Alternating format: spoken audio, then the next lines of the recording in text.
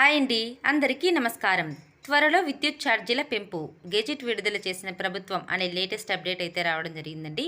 వీడియోలోకి వెళ్ళబోయే ముందు ఫస్ట్ టైం మన ఛానల్ చూస్తున్నట్లయితే ప్లీజ్ సబ్స్క్రైబ్ చేసుకోండి. విద్యుత్ వినియోగదారులపై ఛార్జీల భారం వేసేందుకు వీలుగా కేంద్ర విద్యుత్ మంత్రిత్వ శాఖ తాజాగా ఓ నిర్ణయం తీసుకుంది.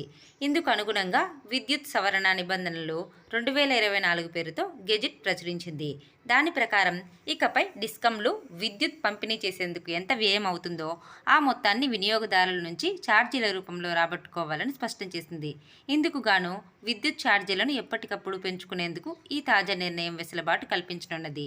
ఈ నెల 10న ఎలక్ట్రిసిటీ రూల్స్ 2024 పేరిట విడుదల చేసిన గెజిట్ను అన్ని రాష్ట్రాలకు పంపించింది.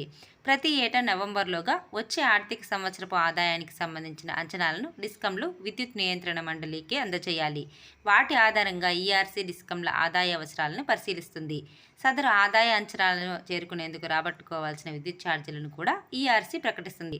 తాజాగా గెజిట్లో పొందుపరిచిన నిబంధనల ప్రకారం ఇకపై ఈఆర్సీ ఆమోదించే ఆదాయ అవసరాల మొత్తానికి అలాగే విద్యుత్ ఛార్జీలతో వచ్చే ఆదాయ అంచనాలకు మధ్య ఎలాంటి తేడా ఉండకూడదు. కేవలం ప్రకృతి వైపరీత్యాల సమయంలో మాత్రమే ఈ తేడా కేవలం 3% లోపే మాత్రమే ఉండవచ్చు.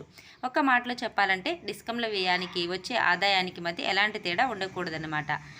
అలా జరగాలంటే తమ వ్యయానికి అయ్యే మొత్తాన్ని విద్యుత్ ఛార్జీల రూపంలో వసూలు చేసుకునేలా ఈఆర్సీలు ఆమోదం తెలపాల్సి ఉంటుంది.